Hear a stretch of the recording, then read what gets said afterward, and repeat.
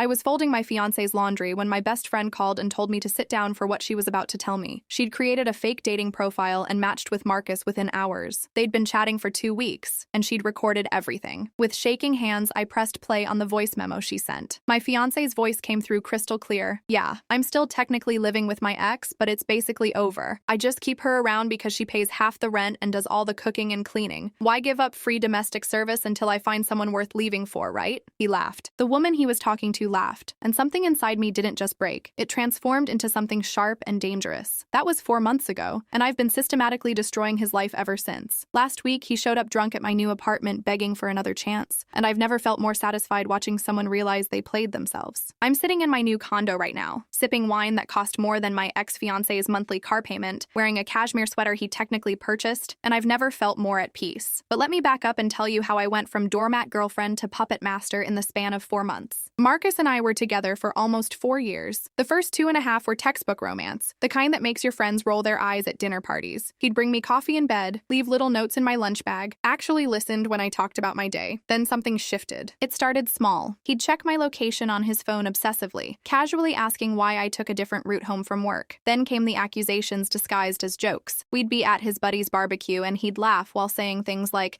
"Better keep an eye on her, she's got that wandering eye." Our friends would laugh uncomfortably while I'd force a smile, my stomach twisting into knots. The paranoia escalated. He'd scroll through my text messages while I was in the shower, question why my coworker David sent me a meme about our boss, demand to know why the grocery store trip took 32 minutes instead of 20. When I'd get upset, he'd flip it on me with this infuriating calm. "Why are you getting so defensive? People who have nothing to hide don't get this worked up." Here's the thing that made it all so insidious. I wasn't doing anything wrong, not even close. I came home every night. I texted him throughout the day. I turned down after-work drinks to spend time with him. I was completely, pathetically faithful while he was systematically destroying my sense of reality. The worst part was how he made me doubt myself. I'd lie awake at night wondering if I was giving off some vibe that made him suspicious, if maybe I was too friendly with the barista who made my latte, if I should dress less attractively so other men wouldn't look at me and set him off. The psychological warfare was so subtle, so constant, that I didn't even realize I was being abused. My best friend since college, Natasha, was the first person to call it what it was. We'd known each other since freshman year, survived terrible boyfriends and worse apartments together. She was more sister than friend at this point. One Tuesday evening, I'd called her crying after Marcus accused me of cheating because I'd gotten home 20 minutes late. There'd been an accident on the highway, easily verifiable, but he'd stood there in our kitchen suggesting I detoured to meet someone. Natasha came over immediately. Marcus was conveniently at the gym, probably actually at the gym for once. She sat me down at the kitchen table and pulled out her phone. "I need to show you something," she said, her voice tight. "I've been wrestling with this for 3 weeks, but I can't watch this anymore." She turned her phone toward me. There on the screen was a dating profile, Marcus's face smiling back at me from an app I'd never used. The bio read, "Recently single, work in finance, looking for someone who knows how to have fun, no drama, no baggage, just good times." I stared at it, my brain refusing to process what I was seeing. That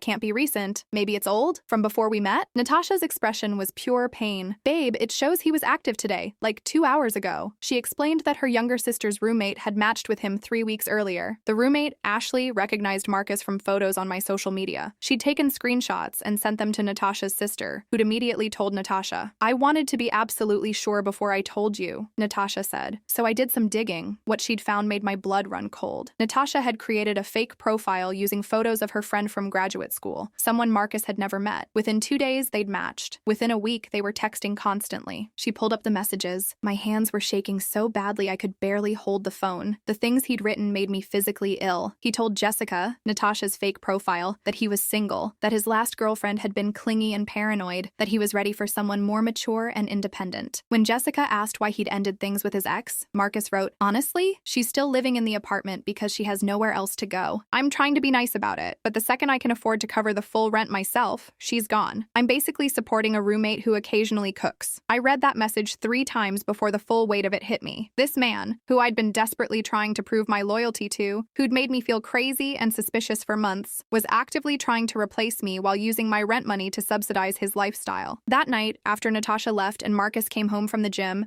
I had to pretend everything was normal. I had to smile when he kissed my forehead. I had to sit next to him on the couch while he scrolled through his phone, probably texting other women, and act like my world hadn't just imploded. But something had shifted in me. The fear and self-doubt that had been eating me alive for months suddenly crystallized into something else, something cold and calculating. I wasn't just angry. I was done being a victim. The next morning, after Marcus left for work, I called in sick and met Natasha at a coffee shop downtown. We sat in a corner booth and I laid out what I knew. He's been draining our joint account, I said, pulling up bank statements on my laptop. See these withdrawals? Expensive restaurants I've never been to, hotel charges, a jewelry purchase for $800 that I definitely never received. Natasha leaned back, her expression dark. He's financing his cheating with your money. Our money, I corrected. I put in my half of everything, and he's spending it on other women. That's when the idea started forming. Not just to leave him, not just to expose him, but to make him pay in the most literal sense possible. I need to think about this strategically, I said. If I confront him now, he'll just lie and gaslight me more. I need evidence, I need leverage. And honestly, I felt something fierce rising in my chest. I need revenge. Natasha grinned. Tell me what you need. What I needed was someone Marcus would absolutely fall for. Someone who could get close to him, extract money and gifts, and help me build an airtight case against him. Someone he'd never suspect was connected to me. That's when I thought of my cousin, Gabriella. Gabriella and I had grown up together in different states, but stayed close through college and beyond. We looked similar. Same Mediterranean heritage, dark hair, olive skin. But where I was more girl next door, Gabriella was stunning in a way that stopped conversations. She'd modeled part-time in college and still had that effortless elegance that made people stare. She also owed me a massive favor. Last year, when her engagement had fallen apart spectacularly, she'd stayed in my guest room for 2 months while I helped her rebuild her life. I'd listened to her cry, helped her move her stuff out of her ex's place, even loaned her money to get back on her feet. When I called and explained the situation, Gabriella didn't hesitate. That piece of garbage did what? Her voice was sharp with anger. Oh, honey, I'm in. Whatever you need. This isn't just about exposing him, I explained. I want him to feel what I felt. The betrayal, the financial stress, everything. So we're going to destroy him? Systematically, I confirmed. Natasha, Gabriella, and I met that weekend at my new apartment. Well, I say new. I'd been secretly looking at places for 2 weeks, and with Natasha's help, I'd found a beautiful one-bedroom in a secure building across town. Marcus knew nothing about it. We sat around my temporary kitchen table with wine and notebooks, planning like we were organizing a heist. Marcus was a creature of habit. Every Monday, Wednesday, and Friday, he went to an upscale gym downtown, ostensibly for personal training sessions. Now I suspected those sessions were really just opportunities to meet women. Gabriella got a guest pass through a friend. We'd studied Marcus's social media posts religiously, every gym selfie with timestamps and location tags. He was so predictable it was almost boring. On a Wednesday morning, Gabriella positioned herself on the elliptical machine with a perfect view of Marcus's usual workout area. She wore these designer athletic clothes that looked painted on, her hair in a perfect ponytail, minimal makeup that somehow made her look even more stunning. I was at work, but my phone buzzed constantly with updates. Target acquired. He's been staring since I walked in. He just asked if I'm new here, playing dumb about equipment. He's showing me how to adjust the weight machine. His hands lingered. Gross. By the time she left the gym, they'd exchanged numbers. By that evening, Marcus was texting her. I sat next to him on our couch that night watching Netflix while he tapped away on his phone with this little smile on his face. Every notification made my stomach turn, but I kept my expression neutral. Work stuff? I asked casually. Yeah, just some boring finance things, he lied smoothly. Meanwhile, my own phone was buzzing with screenshots from Gabriella. Marcus was laying it on thick, complimenting her dedication to fitness, asking if she'd want to grab a protein smoothie sometime, subtly mentioning he was basically single. The lies came so easily to him. That's what terrified me most, looking back. How effortlessly he could deceive. Their first date happened 5 days later. Marcus told me he had a dinner meeting with a potential client. I kissed him goodbye, told him good luck, and the second the door closed, I called Natasha. He just left. It's happening. Natasha picked me up, and we drove to her apartment where Gabriella was sending us live updates from the restaurant, a place called Celestial, one of the most expensive spots in the city, a place I'd mentioned wanting to try for our anniversary, and Marcus had said was too pricey. The updates came in rapid succession. He ordered a $200 bottle of wine without even looking at the price. He's talking about his impressive investment portfolio. He just told me he's ending a long-term relationship because she couldn't keep up with his lifestyle. I might throw up. That last one hit me hard. I'd been cooking his meals, doing his laundry, splitting rent and bills while he portrayed me as some kind of burden he was charitably supporting. Natasha saw my face and squeezed my hand. Remember, this is all evidence. Every lie, every dollar he spends, it's all ammunition. Over the next 6 weeks, Marcus became completely obsessed with Gabriella. He started working late constantly, which really meant taking her to expensive dinners, concerts, shows. Meanwhile, he began complaining to me about money. Babe, work's been slow this month, he'd say. Can you cover a bit more of the utilities? I'd agree, playing the supportive girlfriend, while privately documenting every expense he was charging to our joint account. Dinners I wasn't eating, hotels I wasn't sleeping in, gifts I wasn't receiving. Gabriella was brilliant at her role. She'd mentioned casually that she'd always wanted to see a certain broad Broadway show, and suddenly Marcus would be buying premium tickets. She'd admire jewelry in a shop window, and he'd return the next day with a purchase. The best part? Gabriella would bring everything directly to me. Designer handbags, expensive jewelry, electronics. We were building quite a collection in my new apartment,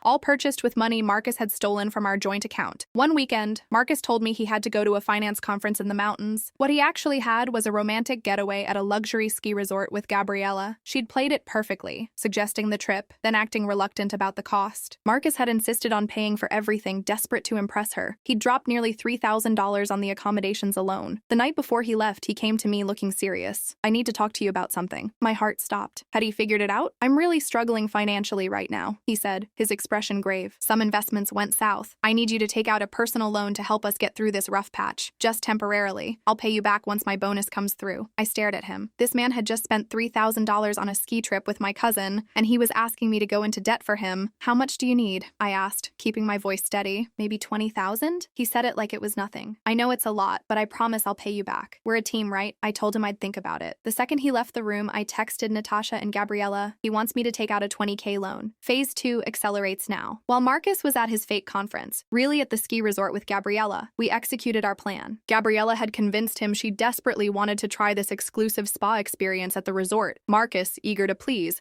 had given her $1,500 in cash for spa treatments and shopping. That money paid for my spa day with Natasha at a local wellness center. We got massages, facials, the works, all funded by Marcus's desperate attempts to impress my cousin. The irony was delicious. 2 months into Operation Destroy Marcus, something happened I absolutely did not expect. He proposed. I came home from work on a random Tuesday to find him in our living room, nervous and fidgety. At first, I thought he'd somehow discovered our scheme, but no. This absolute clown got down on one knee and pulled out a ring box. "I know I've been distant lately," he started, and I had to bite my tongue to keep from laughing. "But it made me realize how much you mean to me. I want to spend my life with you. Will you marry me?" The ring was small, tiny, actually. Nothing like the rings he'd shown me on Pinterest years ago, talking about our future. Clearly, his finances were even worse than I'd thought. I stood there, genuinely speechless. Was this his plan to lock me down while continuing to see Gabriella? Or was he planning to dump my cousin and keep me as his domestic servant? Either way, it was pathetic. I did the only thing I could do. I started crying. Real tears, too, though they were tears of rage and disgust rather than joy. "I need time," I managed to say. "You've been so distant and cold these past months. I love you, but I need to know this is real." His face fell, but he nodded. "I understand. Take all the time you need." What he really meant was, take your time, but also take out that loan for me because I'm drowning in debt from trying to impress your cousin. I called an emergency meeting with Natasha and Gabriella that night. "He proposed," I said flatly. Gabriella choked on her wine. "He what?" "Proposed. With a ring that probably cost $300. Natasha was furious. "After everything he's done? The audacity?" "No, this is perfect," I interrupted. "We can use this. I'll string him along about the proposal while you," I pointed at Gabriella, "really ramp up the expenses. Bleed him dry before we pull the trigger on the final phase." And that's exactly what we did. The next 3 weeks were a masterclass in manipulation. Except this time, Marcus was the one being played. I told him I needed space to think about his proposal and went to stay with Natasha. This gave him free rein to spend even more time with Gabriella, which meant more money leaving his rapidly depleting accounts. Gabriella worked her magic. She convinced him to take her to an exclusive restaurant for her birthday. It wasn't her birthday. She mentioned her car was having issues and needed expensive repairs. She talked about how stressed she was at work and how she'd always dreamed of a tropical vacation to clear her head. Marcus, despite being thousands of dollars in debt and having just asked me to take out a loan,